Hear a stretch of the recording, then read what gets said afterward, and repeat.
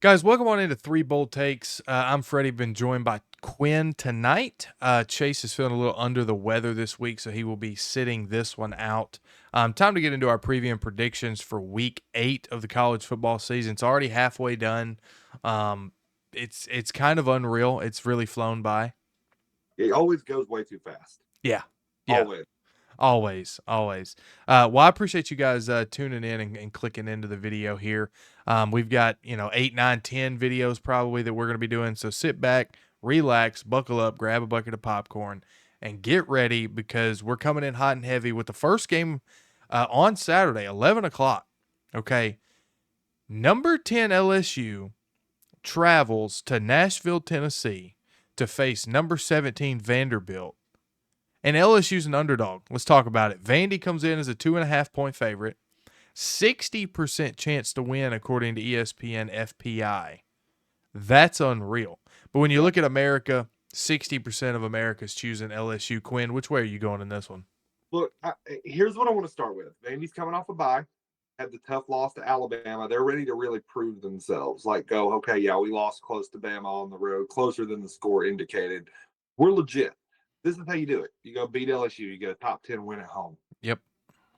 Here's the reason I'm a little confused at why Vandy's a favorite. Like, don't get me wrong. I think the attitude edge firmly in the Vanderbilt corner. All right. Which is, again, wild to say, but it is firmly in there. And I think Clark Lee and his coaching staff are really smart dudes, and they're going to cook some stuff up to mess around with LSU a little bit. But LSU, their defense is really, really good against the run. Like their issues are more when you can spread them out and hit them deep like Ole Miss did, while keeping them stressed with the QB run as an option on the pass plays. I don't trust Diego Pavia at that. Like, let's call it what it is. Diego Pavia is a good runner, and he can throw a lot of designed outs and slants within 10 yards of the line of scrimmage. You're not going to be stressing LSU deep. So their defense is going to play well against Vandy. I'm not really concerned about that. And then when you flip it to the other side, Vanderbilt is a pretty good run. Well, really, they're not even that great of a run defense against Alabama, at least. But they played pretty decent run defense against South Carolina. The place where they've struggled is in the pass defense. And that's the thing LSU can do. They can't run, but they'll throw on you all day. I don't think it's a good matchup for Vandy. I think everyone's hyper fixated on, hey, LSU hasn't been playing that great this year. There was a lot of aspirations for LSU. I didn't have them, but the national media had a lot of aspirations for LSU. I'm struggling. I'm really struggling because the analytical side of me is like, hey, the matchup side of this favors LSU. They're going to be able to throw the ball on Vandy, and they're going to have a decent time stopping the run. But the emotional side of it, Vandy coming off a bye, wanting to prove they've got their salt, and that the Bama game wasn't an indicator of more to come, and to prove that they actually are a legitimate football team, makes me want to side with with Vandy. But go back and watch the videos, man. I'm not a and prove me wrong, Diego. I'm not a Vandy guy. I just don't think once they start playing these SEC games, like really playing them. They beat South Carolina, but they beat South Carolina with a backup quarterback for most of the game. Okay. I don't and then they lost by 16 to Alabama in a matchup that favored them. Like they stressed what Alabama's bad at, and they still lost by 16. So give me LSU. I think LSU takes care of them in Nashville. So I think it's interesting. I'm kind of going to push back a little bit um, on LSU's offense. You said that they'll throw the ball all over the field, and they're going to try. Yeah, they'll Um, try. but Garrett Nussmeyer is terrible. I don't know what's happened to this guy from last year to this year. Maybe it was the SEC documentary. I don't know what happened to him. But Diego Pavia has the pretty much the exact same numbers. He's thrown for 5 yards less on the season. but he's also thrown the ball 43 less times than Nussmeier has. So Pavia's playing out of his mind this year, minus the Alabama game, which say what you want to, but that game did happen, so you can't just take that game away. But it did happen. Um, they're at home, man. And Yeah, LSU, but like, what does at home mean for Vandy? it means that they're better at home than they are on the road. They don't. If this game was in Baton Rouge, LSU would be favored by 10 points. I And you guess yeah, can't instead of paying, they're not playing in front of 100,000 LSU fans. They're playing in front of 15,000 LSU fans. So I guess that. and it's not necessarily like that their home field is something special. It's the added advantage they're not playing at the other team's home field. Yeah. And that's where I kind of lean Vandy here. I think Pavia is going to have a breakout game. And when I say breakout, he had a breakout game against Alabama last year. I know, so don't come at me in the comment section. He played phenomenal. He played out of his mind. You're talking about for Um, this season. yes, for this season, this is going to be the Bama game of last year for Vandy. Give me Vandy to win at home. I'm probably going to eat my words, and I guarantee you that Chase is going to go with Vandy as well. He's a Vandy fan. Oh, He's a both Pavia fans. lover. Yeah. But I just nothing that LSU has done this year has given me any confidence that they should be A, ranked in the top 10, B, can win this game. Nothing has. They've won ugly and they barely beat a terrible Clemson team. Like, nothing they've done's impressed me. I'll give you this. The one thing that worries me, I'm still riding with LSU in this pick, but they don't have a running game to wear out Vandy's defensive front. Yeah. Vandy's defensive front is good, but not deep. And you can wear them out if you can run the ball on them. I mean, let's call Yeah. it. They got run on by Alabama and Jam Miller, and I wouldn't say that's a great running attack in the SEC. But LSU has nothing. They have no run game whatsoever. So Yeah. I do think that could be the place where if Vandy's going to snag them, that's how they're going to do it. Yeah. And what a great time to get LSU at home when the quarterback's struggling, the offense is struggling, but they're a top 10 team. Like, this is, Yeah. this is, I'm not even going to say upset city because Vandy's favored, which is just crazy in and of itself, but it's shaping up to where this could be their marquee win of the 2025 season. Yeah. And it would be a good one. Help catapult you in the AP Bowl, too. Yep. Yep. Guys, moving on to an 11:45 matchup. We just got done talking about an 11 o'clock matchup with LSU and Vandy. But now we're going to talk 11:45. And before we do, be sure to subscribe, like the video. I think 98% of our viewers are not subscribed. So if that's you, go ahead and click that button down below. That helps us out a ton as we post videos every single week, sometimes 6 or 7 to 10 of them.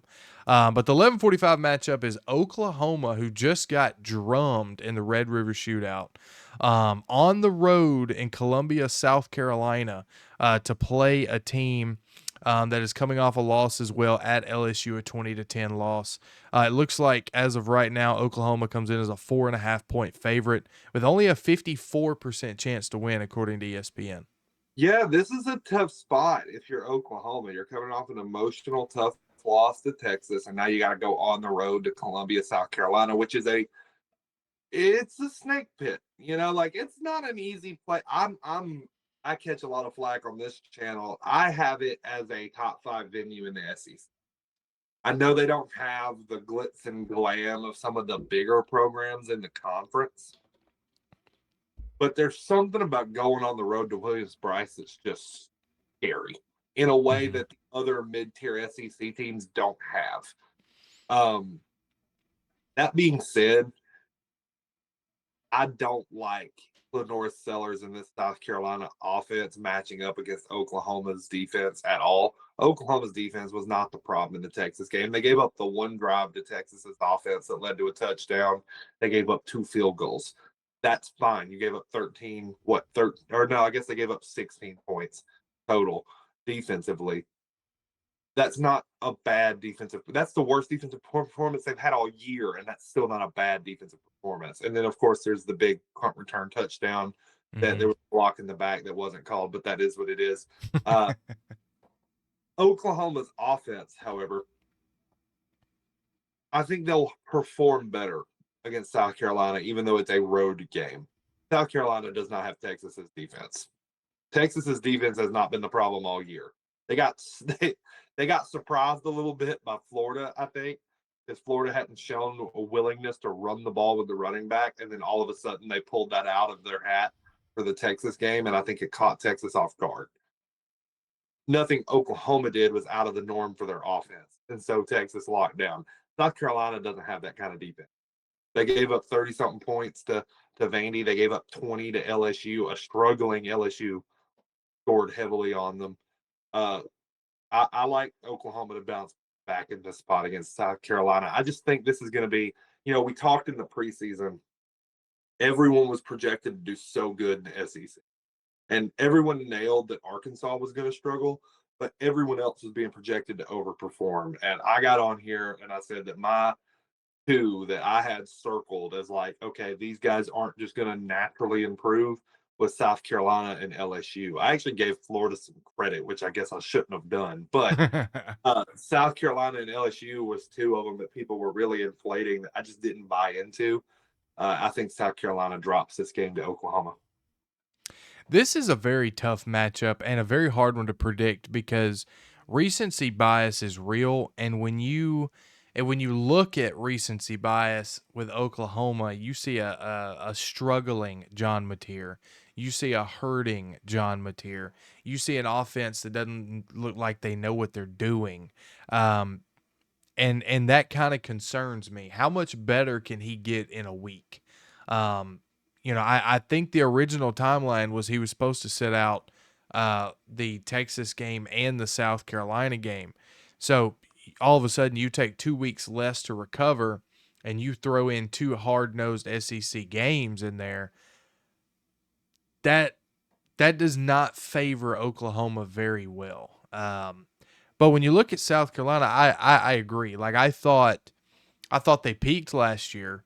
However, I thought that they would at least be kind of another 9-3 season. Some people were saying like 10-2, potentially 11-1. I never thought that would be the case. But I thought that 9-3 would be pretty attainable. Um, but you lose that game to Vandy, you can't lose that game. If you're going to go 9-3 and make a playoff push, you cannot lose that game. Go ask Alabama. You just can't lose to Vandy, and they did this year. A 20-10 loss at LSU and what should have been a revenge game to me from what happened last year. I thought that South Carolina would come in and play a little bit harder than they did, but they just don't have the personnel this year. Road They just don't, and that's what's sad about it. road loss at Missouri too that wasn't Yeah, as close as the score would indicate. yeah. So I'm gonna follow you here and go with Oklahoma to win. However, this is going to be now. I said it I think 2 weeks ago on the Florida Texas game. This is the one I'm circling that has upset potential. I don't have it in me to pick it as an upset, but this is the one that has upset potential simply because the status of John Mateer is unknown as far as the actual status. I don't care what they say, right? Like he was bleeding through his glove. Like something is not right. He came back too early. So they got to figure that out. And I think they would have done better against Texas if they just would have let the backup play to begin with. I agree. 3 turnovers is going to kill you in a defensive heavy game. Yeah. Yeah, and they could have game planned all week just like they did the week before with the backup quarterback. You have your entire playbook. You don't have to limit it when you have a guy that's injured. So, tough situation there. Plus, when you get to the end of the year, you start talking about college football playoffs. There is something said now for, you lose a game against your rival and your starting quarterback was injured. And now he's back playing better at the end of the year. There's something to be said for that, but they let him play, so that excuse is no longer there. So don't know if that's going to come back to bite him in the butt, but I'm with you here with Oklahoma. Next up, we're going to move on to the 2:30 matchup on ABC. But before we do that, be sure to subscribe, like the video. 98% or so of you guys are not subscribed. So if we can get that flipped around, that'd really help out the channel a lot. We post a lot of videos every single week. We put a lot of effort into it for you guys. So hopefully you enjoy it. by leaving us a like and subscribe. Now, with that out of the way, we have number 5 Ole Miss. Can you believe it? Number 5 Ole Miss at 6-0, traveling to Athens, Georgia, to play the Georgia Bulldogs, who's come in at 5-1, ranked 9th in the country. This game is at 2:30.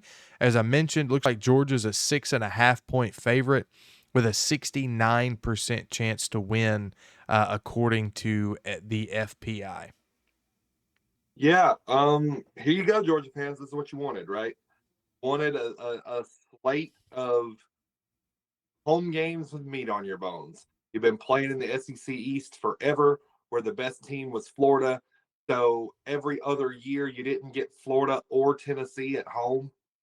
And so you really just had the Auburn game or the Tennessee game, one or the other, as your big home game, and that was it. So now you finally get some meat on your bone SEC games in the form of Ole Miss coming into town.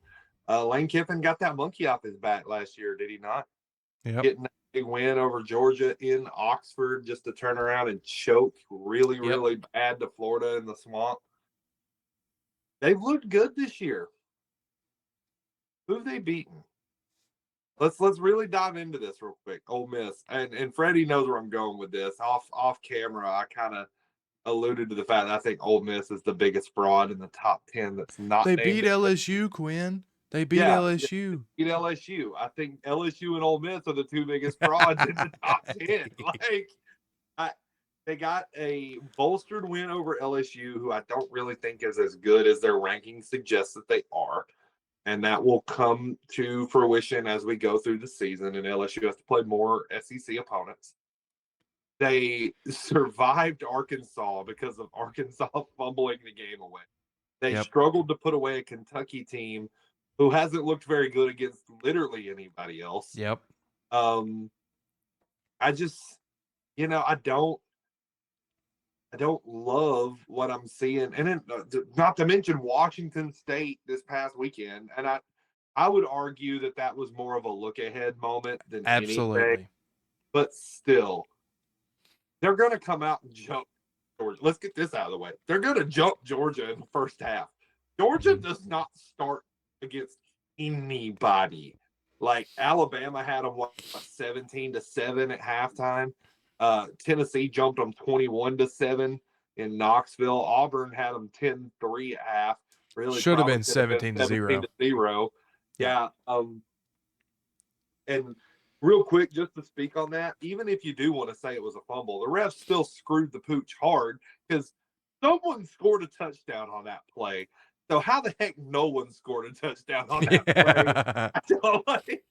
Anyway, um, that being said, Georgia's not losing 2 home games in 3 or 4 weeks. 4 weeks. They're not losing 2 home games in 4 weeks. It's not happening. I'm sorry, Ole Miss. Alabama beat you to the punch. I think Ole Miss is going to go in there, jump out early, probably 14-3, 17-3. Then halftime's going to hit, and then they're going to come out from half, and Ole Miss's quarterback's going to look like he played Division II football and should have stayed in Division II. And Georgia's going to slowly chip away at that lead until you look at the inevitable clock up on the board and you see that Georgia's losing by 3 and they have the ball and there's 3.5 minutes and they're driving and they're going to go put the ball in the end zone with a minute left. And then you're going to have a chance to go score. And that stadium's going to be rocking. It's going to be loud. At that point, the sun's going to have set. They're going to be doing the light show. They're going to be barking like unhinged rabid dogs, and Trinidad's gonna lose his first game in the SEC. I'm sorry, I don't have faith in Lane Kiffin yet to think he's gonna go on the road and beat Georgia in their house. And to be fair, I didn't have that faith in Kalen DeVore, and he did it. So who knows? Maybe Kiffin proves me wrong here. Um, but I'm going to lean with the proven commodity, which is Georgia at home to get it done. Because unless that script A is playing against that Georgia G, usually goes Georgia's way. Yeah.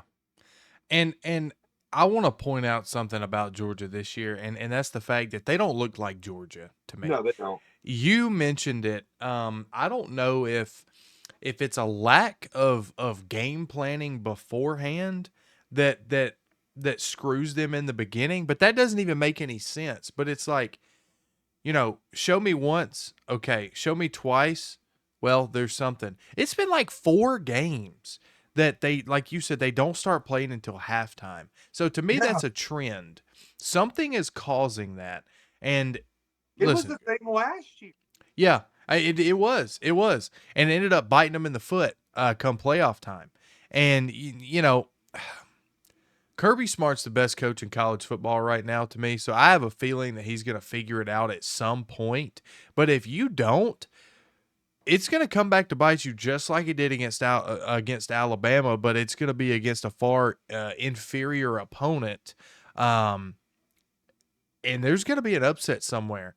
But when you look at Ole Miss, I agree with you. Like, they've played some solid teams, and when I say solid teams, I mean like 2 teams, right? Like LSU is a solid SEC team this year. I know they're ranked in the top 10, but I'm in agreement with you. I think they're a little overrated for what their resume shows, especially with the downfall of Clemson this year. Um, I think Tulane is a good football team too. Yep. And they beat them 45-10. Like, I think they're a good football team. Um, but you can't overlook the 7-point win against Kentucky and a 6-point win against Arkansas. Now, I know Kentucky, like, early in the year, Kentucky normally plays people tight. That's just the way Kentucky is. At the end of the season, they start trailing off and they get blown out, and that's what Georgia did to them a couple weeks ago. Um, I love Lane Kiffin. I love his offensive mind, his offensive scheme. Um, I love Trinidad. I love the weapons that Ole Miss has, and listen, would I be shocked if Ole Miss won this game? No, No, they not got at the all. very good quarterback who can throw deep. I mean, that's kind of Yeah, the recipe to get Kirby. yeah, I I I agree. But when you're on the road, I just don't know if this is going to happen. I'm going Georgia as well. I don't think that they lose this game here. I know I picked them to lose last week against Auburn. I felt like that was an upset ready um, kind of situation. And I still think it should have been an upset. And listen, I know we're going to get to the Auburn game later because they play Missouri at home, but that's 3 big games that Auburn has been right there in. And if they had any pulse on offense, they would be undefeated right now and probably ranked in the top 5. With those 3 teams that they played and all lost to within a score or a score and a half, you could be looking at a top 5 Auburn Tiger football team right now. Shoulda, coulda, woulda. Shoulda, coulda, woulda. You're exactly right with that one, Quinn. Guys, moving on to a 6:30 matchup here on NBC. Um, this is an interesting one, but before we get to that, be sure to subscribe. 90 some odd percent of you guys are not subscribed, so let's get that number up. We put a lot of hard work into these videos every single week for you guys, so just do that for us. It's free. It's real quick. It's just a little button down below, so go ahead and hit that and help us out. We've got a rivalry game here between number 20 USC, who come into this game 5-1, against number 13 Notre Dame at 4-2. Again, on NBC at 6:30. Looks like Notre Dame's an 8.5-point favorite with a 68% chance to win, according to the FBI. Quinn. Yeah, man. Notre Dame is in must-win mode right here. Let's call it what it is. This is the last, I think, frankly, big game left on their schedule. If they can win here, they probably go 10-2, winning out the back end of the schedule, barring some kind of crazy upset. Meanwhile, if you're USC, you got the huge win over Michigan last weekend. Mm-hmm. I did not see that coming. I called that one. Yeah, you did. And now it's your chance to rebound and actually make some noise down the backstretch of this Big Ten schedule, which is kind of favorable for you. I Mm-hmm. remember really only seeing like Nebraska and Oregon as Yep. like big flashing light games. So for both of these teams, in terms of being a playoff caliber team, this is a must-win game. But more so, I'd say for Notre Dame, because with USC, you can afford 2 losses and still be safe. Notre Dame can't afford 3 losses and be safe, especially when the 3 losses are to the 3 best teams on your schedule. Um, Mhm. that being said, I'm taking Notre Dame to win this game. Notre Dame's at home, and their only 2 losses are to number 2 Miami by 3 points on the road and number 4 Texas A&M by a point at home. They were in both games. Both of these teams are proving to be really, really good football teams. Notre Dame, since that loss, is proving to be a really, really good football team. I've been in my personal life at work defending this Notre Dame team staying ranked when they were sitting at like 1-2 and they were ranked like number 24 or something. I had folks coming up to me complaining, how can a 2-loss team be ranked? I'm like, look who they played, man. They played 2 of the best teams in the country, Yeah. lost by a combined 4 points. They're blowing out everybody else they play. But that being said, none of that matters unless you win this battle for the Jules Shalehi. I think they do it. I like Notre Dame in this game. I think they actually probably cover, to be completely honest with you. I don't trust Lincoln Riley USC in big moment games yet. I don't. The Michigan game, you can say it was a big moment game. I say no. It was buried in the list of big games last weekend. It was just kind of one of those, oh, hey, USC and Michigan, those are 2 big brands and they're playing. And there was that little bit of jabbering with Sharon Moore saying that it's going to be a packed out Memorial Stadium just because Michigan's coming to town. But as far as it being a big game, no, there will be much, much more attention put on this Notre Dame USC game than there was on that USC Michigan game. And I do not trust Lincoln Riley yet to win it. He needs to go out there and prove me wrong. Yeah, this is by far a must-win game for Notre Dame, and with them being ranked 13th in the country right now, um, that all but tells me that they're going to make the playoffs if they win out, and I hate it.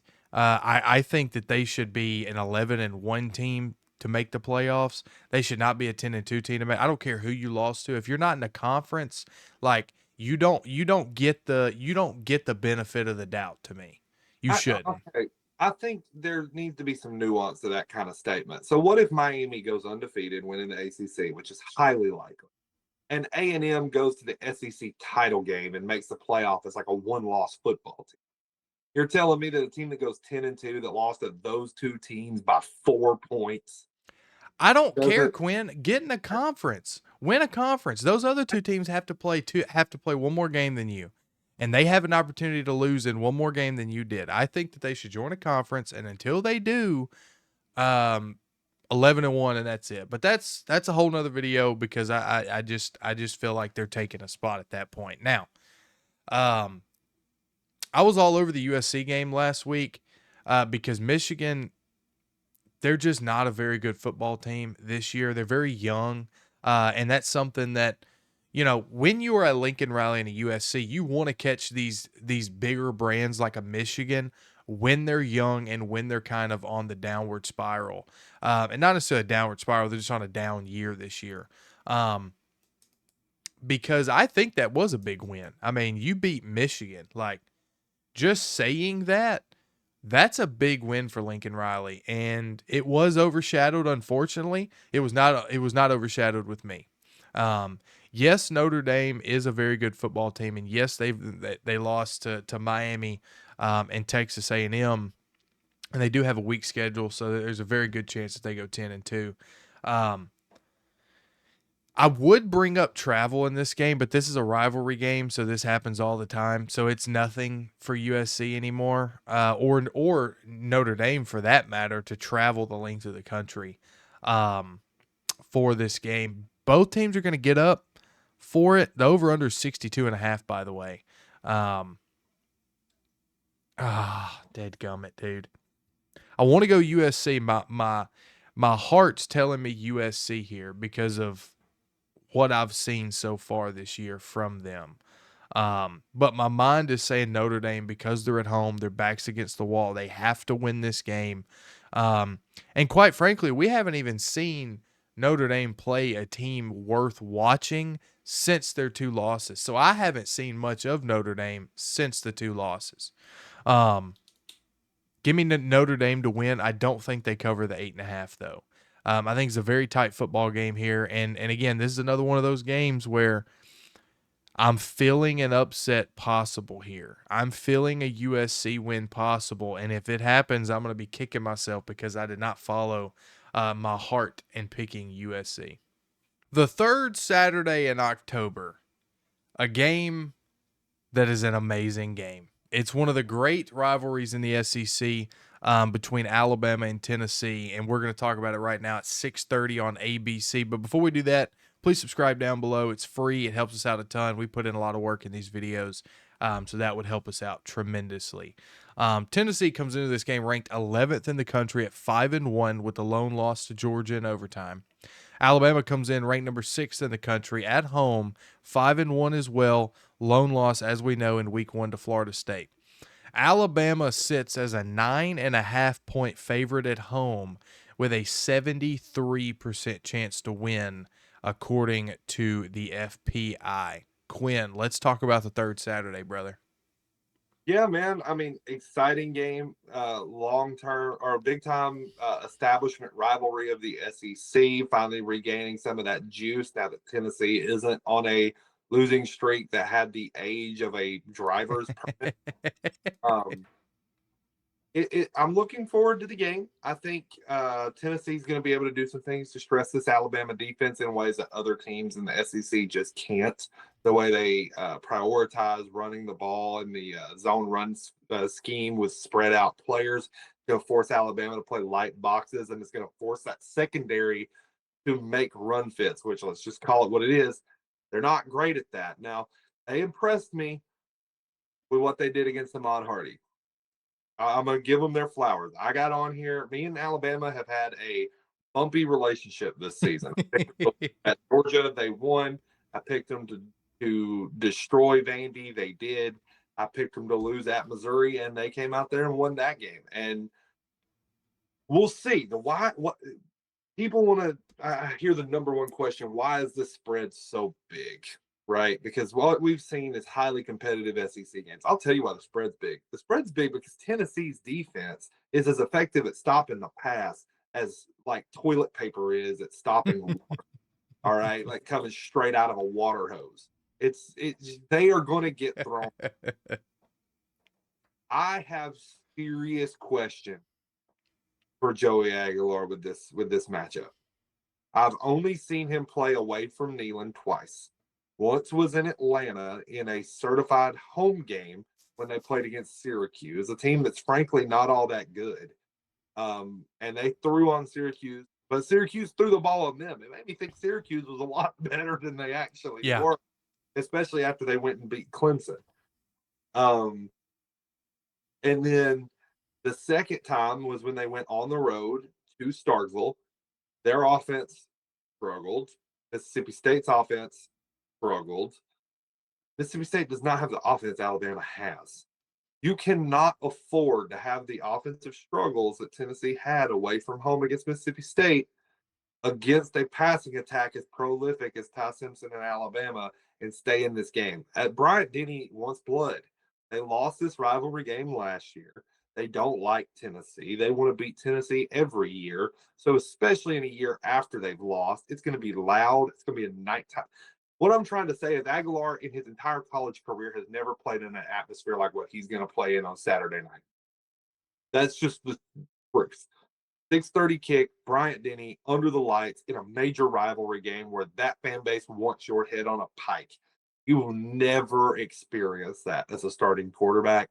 We're going to learn a lot about him on Saturday in Tuscaloosa. Give me Alabama to win the game. I just don't like Tennessee secondary at all. And what I have seen from Ty Simpson is amazing. I had some questions with Alabama being able to pass protect long enough for him. And Missouri showed there's some weakness to be had, especially coming up against the right tackle, Hornby. But even with that, Ty Simpson was just making them wrong. And I like Missouri's defense a lot more than I like Tennessee's. That man has made every defense wrong It doesn't matter. If you're in zone, he's going to pick your zone apart. If you bring pressure, he's going to identify the open man immediately and get the ball to him. And if all else fails, he can scramble. He is eating people alive. I think if he keeps this play up for just a couple more weeks, he is a certified top quarterback pick in the draft. Like, I would not be shocked when November rolls around and Mel Kiper puts his big board out that he is the name at the top of the quarterback list, because he is making some NFL level throws and NFL level decision making. I just don't see Tennessee winning this game. Yeah, and I think that show that and that's amplified the Ty Simpson situation by the faith that Kalen DeBoer and Ryan Grubb have in him as well. They went forward on 3 fourth downs against Missouri, got all three of them, and all three of them were pass plays. That shows me that you trust your quarterback, you trust your guys to go out there and make a play. Also, Um, real quick, that corner route, by the way, to that's the Brooks, greatest throw I've seen this that was year. insane. The only other throw that looked as impressive as that in the game, and no one's going to talk about it, was the Isaiah Horton throw for the Yep. second down. That went Yep. on a rope right to the back of the end zone. Yeah, yeah, he's playing some elite football, and we know this. I mean, he's up there in the Heisman odds, and the numbers back it up. His completion percentage back it up. Everything is in line there. I want to bring up something you had mentioned Tennessee's defense, and it's bad. I'm just gonna call it what it is. It's bad, and when you go back and look at their games that they've played, right? I'm gonna go back to the Georgia game. You give up 44 to Georgia. Now, when you say that traditionally, it's like, okay, it's Georgia, right? Like, okay, you give up 44 to Georgia, fine, but you were able to score to send it to overtime and all that. Yeah, but Georgia's offense really isn't that good. Like when you look at some of the scores of Georgia's games, their offense is getting stopped and stuffed a lot this year. So we go back to that one, give up 44. Quinn, they gave up 24 points to UAB, who just fired their head coach. Like, you can't do that against a team like UAB. And then you mentioned Mississippi State. You give up You made us 34. believe Mississippi State.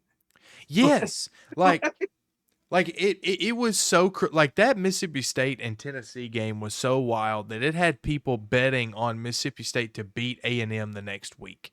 Like they thought that Mississippi State was a real football team. And they're a decent team. They're way better than they were last year, so no disrespect thrown there. But if you're the 11th ranked team in the country, you shouldn't be going to overtime with a team like Mississippi State. And then against Arkansas, who guess what, already fired their head coach. They have an interim. You give up 31 points too. So their defense has given up a lot of points.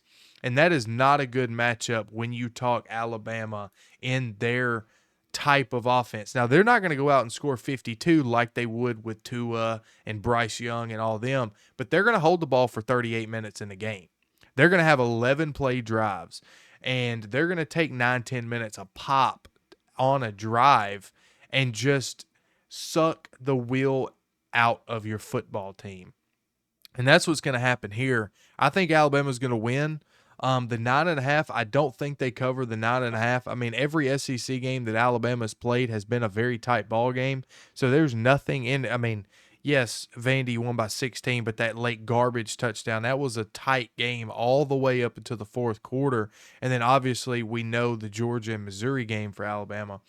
So I have no confidence that Alabama is going to cover the 9.5. But I do think that they win the football game. And listen, you're talking in a territory for Kalen DeBoer if he wins this game. I mean, that's 4 ranked wins in a row in back-to-back weeks. And Saban has only beaten 3 ranked in a row once. And if you could make it 4, unbelievable job by Kalen DeBoer this year so far.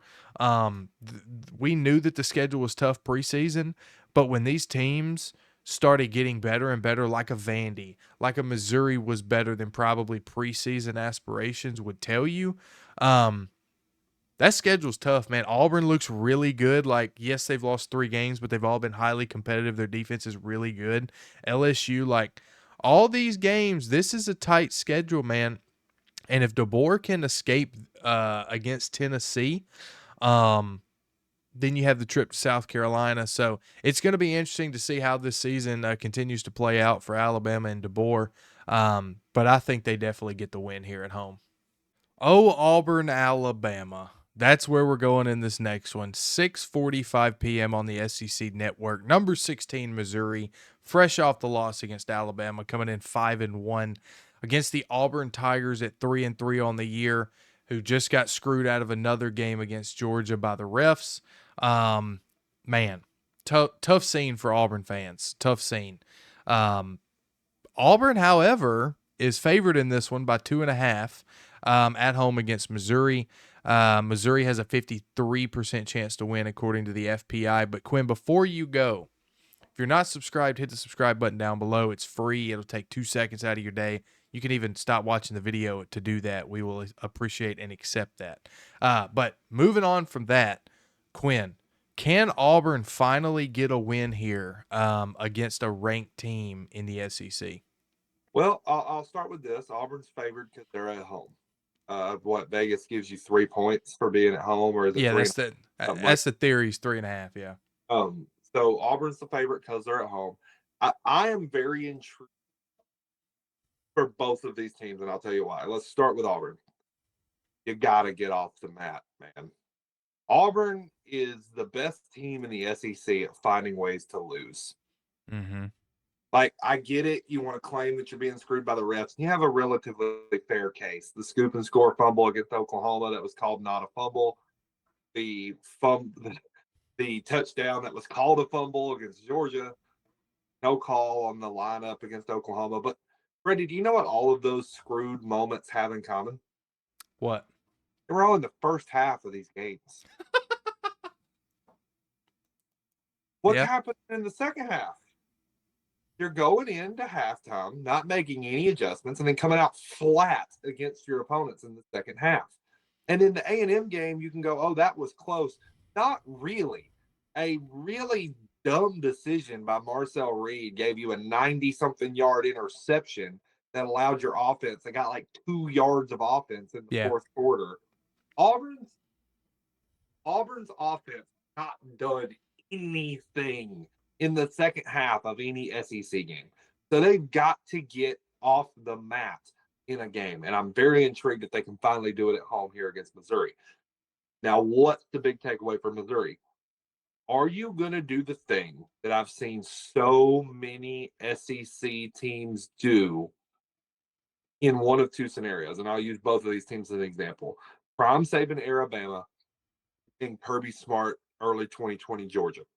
When teams would get up for that game, play them close, and lose, it's like their season was over and they were Yep. just dead fish in the water for the rest of the year. It's like they put all their eggs in that basket, and when they lost the game, it killed their momentum. I've seen that happen to so many teams.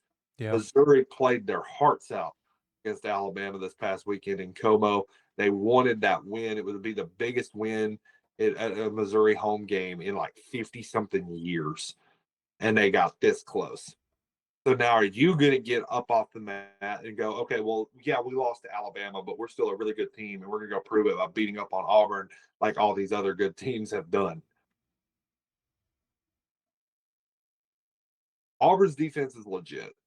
They're going to slow this Missouri offense down. They're going to try to take Ahmad Hardy completely out of the game, and they're definitely going to get at least one interception on Bo Perbula. I don't think he's that good. I think he's a pretty overhyped quarterback, all things considered. I don't think he sees the field very well.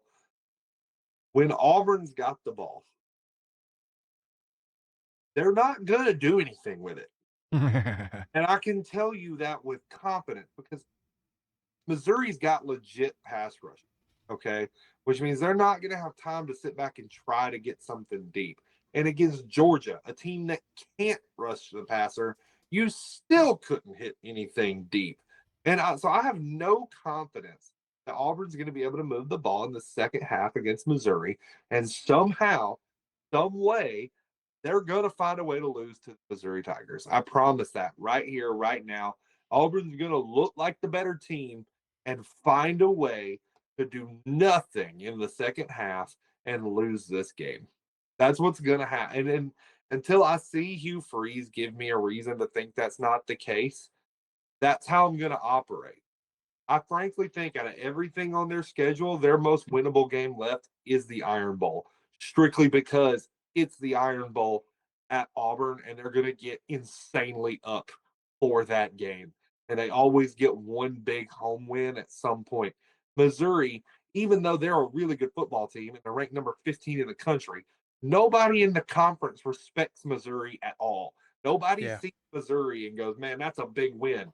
So this doesn't have the vibe of get a big win over Missouri. It has the vibe of, hey, we're Auburn and we're supposed to be the big bully. And it's just another reminder to Auburn fans how far they've fallen in the 2020s. Freddie, really quick before I move on from this, I do just for fun, I calculate legacy scores, right, for teams. And the way I do it is I give you like a point if you made a major bowl game and you lost, 3 points if you won it, 5 points if you lost the semi, 10 for a national title appearance, and 25 for a national title win. The first 10 years of the BCS was 98 to 2007. The next 10 years was half BCS, half CFP, 2008 to 2017. In that 10-year window, Auburn was the fifth best team in all of college football. Yeah. Think about that from 2008 to 2017. And now they've started 0-3 in SEC play 3 years in a row. It's a bad fall off. It's give me Missouri. So I picked Auburn to win last week against Georgia. And I felt really good about that pick all week. And even during the game, I felt good about that pick. Up until the botched fumble where Auburn could have went up 17-0. I think that's a completely different second half. If you're up 17-0 versus 10-3, that's a 10-point swing. Now, I'm not saying that Auburn would have won the game. However, they would have had a much better chance to win the game because their offense, honestly, looked pretty good in the first half. Yeah. They were running the ball well. Their defense was playing out of their mind. I think Georgia had 20 yards of offense before that final drive before halftime. If you Um, looked at that, by the way, there's a statistic that I think it was SEC, like the SEC Rewind or whatever did, where it was like Auburn had like 270 yards in the first half to Georgia's 20, and then Georgia had like 262 to Auburn's 40 in the second half. yeah, It's like the game completely flipped. yeah. Sorry. No. It's definitely a tale of two halves. And what's interesting about this matchup is both of these teams are coming off emotional losses. Mm-hmm. Um, one is a rivalry game in Auburn, and the other one, like you mentioned, was a game that would have been their biggest win in 50 to 60 years in Missouri. So both have the emotional loss, and I'll be honest with you, what you brought up about teams that after they play Alabama they lose. My dad mentioned that about 4 or 5 years ago. I never caught on to that kind of realization until he brought it up, because it was a year where it was, I think it was one of the first 2 years of the playoffs, and Alabama was right on that bubble, and they were comparing schedules, and my dad was like, yeah, but what people don't realize is that when Alabama wins a game, that kills everybody's entire season. They go on to lose another 2 games simply because they couldn't beat Alabama. And that's a very real thing. I'm going Auburn to win here. This is a game. This is a must-win game. Now, Oh yeah. you mentioned that if Auburn wins this game, it's yeah, you beat Missouri. Um, although I think that's true, this That's has not how that been should be now. viewed. Yeah, That's not how that should be right. viewed. That's what I'm saying. Like this will be Missouri's third straight year of being a really good football team. Yeah. Um, they made um, a major bowl game 2 years ago, They won and that then bowl against Ohio State. correct, they beat Ohio State, and then last year a lot of injuries, but was still a really good football team. I think they had 3 losses the entire year, with a lot of injuries, and then now this year. But what I saw from Missouri was a team that put everything they had into that Alabama game, and I think it deflated them. And I think Auburn's hungry. Their defense is one of the best defenses in the SEC. from what I've watched Auburn play over the past 3-4 weeks. They're a very good unit. Jackson Arnold has only thrown 5 touchdowns, no interceptions. No interceptions because he's scared to throw the ball, and that's a problem. But Auburn's offensive line is just terrible. Like they genuinely are just terrible. They're Swiss cheese. There's holes all over the place. But I think they lock in at home at night under the lights in Jordan Hare. Give me Auburn to win this game against Missouri. And finally, the nightcap. We have the Utah Utes, 23rd ranked team in the country, coming in 5-1 at Brigham Young University, who is ranked 15th in the country at 6-0. But real quick before we dive into this, Quinn, the guys need to leave a like and subscribe down below. 98% of you guys are not subscribed. That needs to change. It helps us out a ton. We put a lot of hard work and effort into these videos for you guys. We do 8 to 10 a week. So if you like it, subscribe and hit the like button. But with that out of the way, like I mentioned, man, 7 o'clock on Fox, Utah BYU. Looks like Utah's favored by 3.5 wow, this is actually really close. According to the matchup predictor, we've got a 51% chance for BYU to win this game. Which way are you leaning, Quinn? Well, I'll go ahead and spoil it early. I'm leaning Utah. I think Utah's a really, really, really good football team that just so happened to get exposed by an even better team in Texas Tech. I haven't got the chance to like really, really speak on how I feel about Texas Tech. I think that's a team that's not only going to go to the playoff, but might surprise a Big Ten or SEC team in the first round and smack them in the mouth and leave them like wondering how the heck they lost to Texas Tech. I Like that, certainly would not want to play them.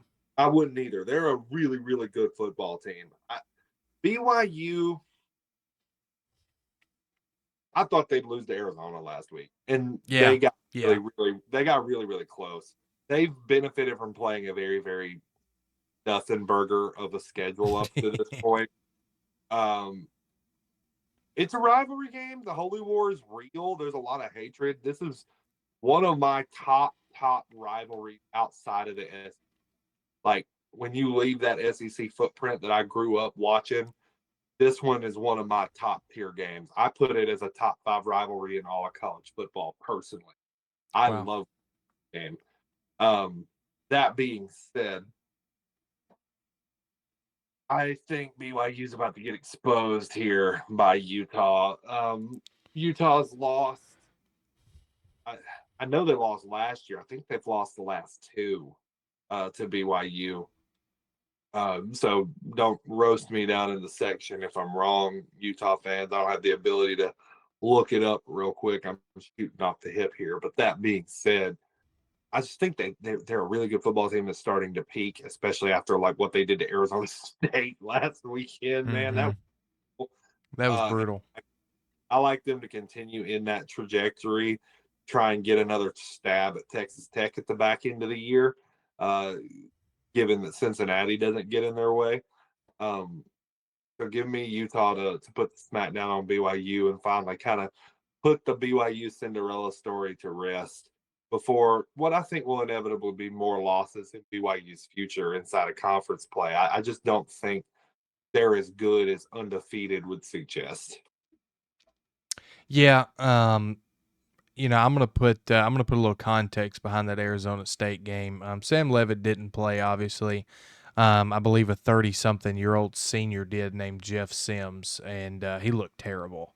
So I'm just gonna throw that out there for all you Arizona State fans that might be watching. Condolences there on that massive loss to Utah. But when you look at Utah's season so far, I mean, you look at some of these scores: 63-9, 31-6, the loss to Texas Tech 34-10, and then you bounce back with a win 48-14, 42-10. They're putting up points. Yeah. And they're putting up points at a high clip that Utah even even at the height of their run 3 years ago, they weren't putting up this kind of offensive numbers. They just weren't. And the defense is going to come with Utah like it is every single year. And BYU to me is a wild card. You mentioned the schedule, and yes, they've benefited from a very weak schedule. Stanford, East Carolina, Colorado, West Virginia, and now Arizona. and that's kind of catapulted them to being ranked 15th in the country and having that undefeated tag next to their name. I think they're overhyped. I think I agree with you here. I think they get exposed against Utah here. Give me the Utes to win, and honestly, I think it's by 2+ scores here. I don't think Oh, this game's particularly close. I think it'll be close. I do think it'll be. It shouldn't be like if you were looking at these two teams without the added context of it being the Holy War. I would say Utah wins this game by 20. But with the context of what this game means and how intense this game gets, I like it to be close. I just think Utah's better. I think you like it to be close because you like rivalry games to be close. And sometimes not all rivalry games are close. However, I see where you're coming from, and there's a very real possibility that this game is close. But I'm looking purely at the statistics and the overall units on both sides of the ball for Utah and BYU, and I honestly don't see how BYU can compete. Um, I think the ranking should be flipped here. I think Utah should be 15th, and BYU should be 23rd. Even though BYU's undefeated, I just like what Utah's been able to do over the past probably 3 or 4 weeks. So, guys, thanks for watching. That has been the Week 8 edition of 3 bowl takes in the preview and predictions. Leave us a like down below. Comment where we're wrong or where we're right. And we look forward to seeing you guys next time. I appreciate it. Peace.